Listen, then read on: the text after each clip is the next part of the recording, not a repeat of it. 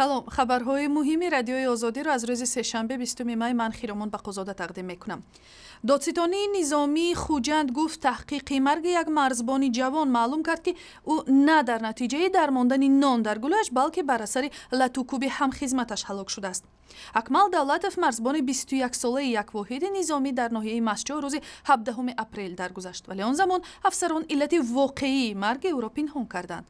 Зафар Низомов, сармуфаттиши додситонии низомии Хуҷанд, рӯзи 20 май ба радиои Озодӣ гуфт ки шуши Акмал Давлатов бар асари латукуби бераҳмонаи ҳамхидматаш Фаррух Давлатов сахт осеб дидааст ва ӯ дар роҳ ба бемористон фавтид. Фаррух Давлатовро бо иттиҳоми берун рафтан аз ваколатҳои хизматӣ боздошт карданд.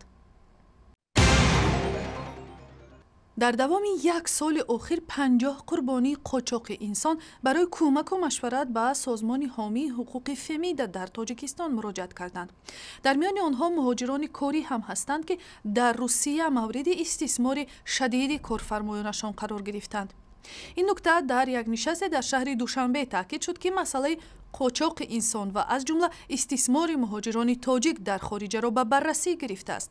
дар нишасти эътилофи мубориза бо хариду фурӯши инсон ки рӯзи 20 май баргузор шуд, намояндагони 11 созмони ҷамъиятӣ гуфтанд, ки мубориза бо истисмору қочоқи инсон кори тамоми ҷомеа аст.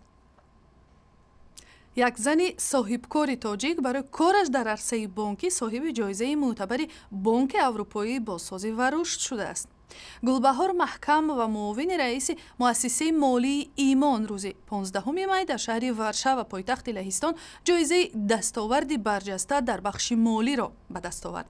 худи Гулбаҳор Маҳкамова рӯзи 20 май ба радиои Озодӣ баъд аз бозгашташ ба Душанбе чунин гуфт: ин маросими мукофотсупорӣ аз ҷониби Бонки Аврупоӣ таҷдид ва рушд аз соли 2005 инҷониб барои занҳои соҳибкори муваффақ аз тамоми ҷаҳон супорида мешавад, ки онҳо дар соҳаи рушди тиҷорат ва иқтисодиёту истеҳсолот кору фаъолият мебаранд. Гулбаҳор Маҳкамова муовини раиси ширкати бонуфузи Имон аст, ки ин созмони молӣ асосан ба тоҷирони хурду миёна, ба хусус занони соҳибкор, барои пешрафти кору тиҷораташон қарзҳои боимтиёз медиҳад. бо вуҷуди мушкилоти зиёди моливу саргардонӣ, ҷашнвораи театрии ҷавонон бо номи Нигоҳи нав дар Душанбе баргузор шуд.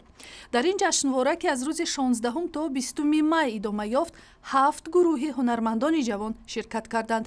дар рӯзҳои аввал ҳатто ҷои баргузории намоишномаҳо номаълум буд, вале дар ниҳоят масъулони Нигоҳи нав тавонистанд барои намоиш толори театри ҷавонон дар Душанберо иҷора гиранд. намоишномаи охирини ҷашнвора бо номи ҷеғи бунафш аз тарафи бинандагон хеле хуш қабул шудааст. ахбору гузоришҳои аз ин ҳам бештар дар вебсайти радиои Озодӣ ва саҳифаҳои мо дар Facebook, Twitter, YouTube